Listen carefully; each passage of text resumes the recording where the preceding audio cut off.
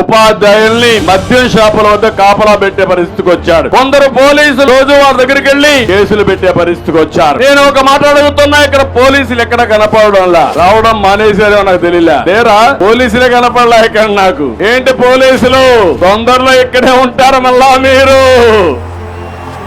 Tadepalli order శాశ్వతం కాదు, అయిపోయినాయి.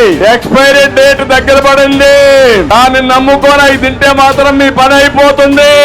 ఇప్పుడు మీరు ఒకటే గుర్తు పెట్టుకోవాలి, వచ్చేది తెలుగుదేశం జనసేన ప్రభుత్వం. జన ప్రపంచాన్ని చూశారు. ఇది 16వ మీటింగ్. ఇంకొక 10 రోజుల్లో జన ఉధృతాన్ని చూడబోతున్నారు మీరు.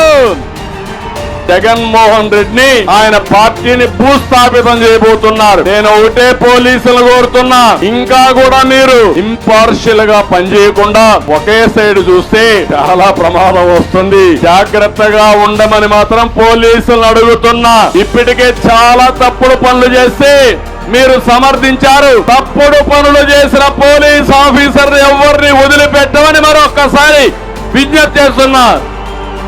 అది మీకు కూడా మంచిది కాదు, ప్రజాస్వామ్యానికి కూడా మంచిది కాదు. నా దగ్గర 14 ఏళ్లు పనిచేశారు మీరు. నేను ఏ విధంగా పని చేయించా, ఈ రోజు ఏ విధంగా పనిచేస్తున్నారో మీరు చూడాల్సిందిగా కోరుతున్నా.